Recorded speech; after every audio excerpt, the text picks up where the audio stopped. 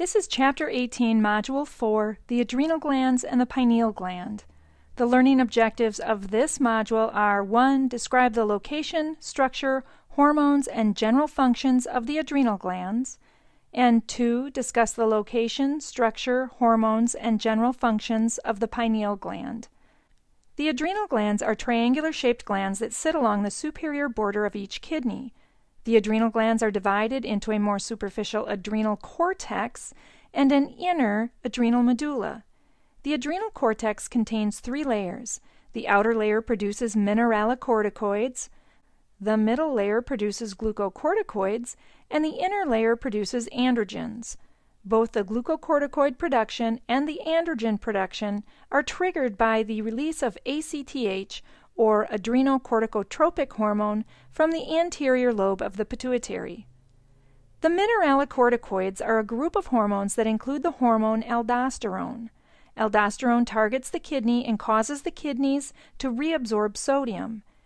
As it causes the reabsorption of sodium ions, it also causes the elimination of potassium ions in the urine. Aldosterone secretion in the adrenal cortex is stimulated by a drop in the sodium ions in the blood, a decrease in blood volume, or a decrease in blood pressure. A drop in sodium ions in the blood could signify an electrolyte imbalance, so aldosterone will be secreted to increase absorption of sodium at the kidneys. Also, as the sodium ions are reabsorbed from the kidneys back into the blood, water will naturally follow the sodium through osmotic pressure. So ultimately, an increase in sodium reabsorption means an increase in water reabsorption. So it just makes sense that aldosterone would be released to cause sodium reabsorption when there is a decrease in blood volume and blood pressure. Aldosterone will also be released when there is a rise in the concentration of potassium in the blood. As one sodium ion is reabsorbed, one potassium ion will be eliminated in the urine. So when aldosterone causes sodium to be reabsorbed at the kidneys, excess potassium can be eliminated. The glucocorticoids are a group of hormones that include the hormone cortisol. The liver converts cortisol to cortisone.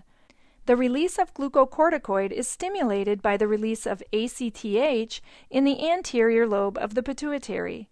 Ultimately, the glucocorticoids accelerate the synthesis of glucose.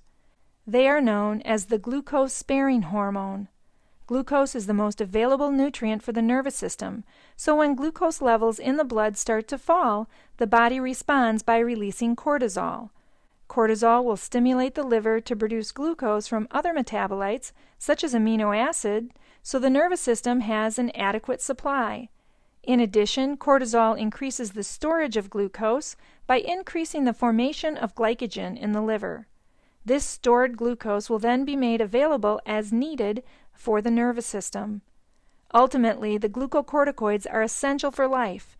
They also have an anti-inflammatory effect where the white blood cell activity is inhibited. The inner layer of the adrenal cortex produces androgens under the stimulation of ACTH from the anterior lobe of the pituitary.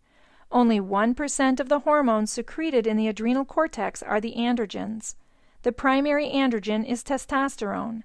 Testosterone plays a major role in producing the secondary sex characteristics of males, as well as in producing sperm. The adrenal medulla is the deepest structure of the adrenal gland. It contains 2 types of secretory cells. One type produces epinephrine, otherwise known as adrenaline, and the other type produces norepinephrine, otherwise known as noradrenaline. Epinephrine makes up 75 to 80% of the adrenal medulla secretions, and norepinephrine makes up 20 to 25% of medullary secretions. The release of epinephrine and norepinephrine from the adrenal medulla has several effects on the body. In skeletal muscles, they trigger the mobilization of glycogen, meaning they cause the breakdown of glycogen into glucose molecules that can be used by cells to create ATP. In adipose tissue, they stimulate the breakdown of stored fats into fatty acids, which are released into the bloodstream for other tissues to use to produce ATP.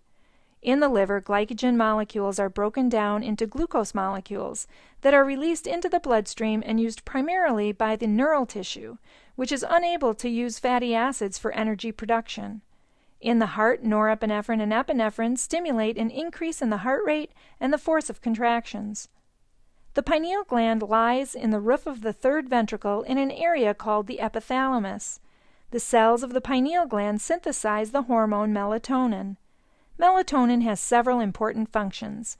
It protects the body against damage from free radicals by removing them from the blood.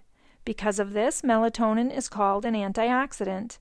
Melatonin inhibits reproductive functions and can decrease the amount of sperm in men as well as decrease the levels of hormones in females, sometimes leading to difficulty in conceiving or maintaining a pregnancy. Because of this, it is thought that melatonin plays a part in determining the onset of menses for females. Melatonin also influences the circadian rhythms.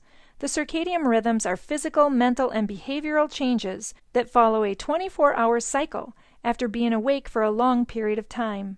Melatonin also helps to maintain enough sleep throughout the night to make up for the hours spent awake. This ends Chapter 18, Module 4, the Adrenal Glands and the Pineal Gland.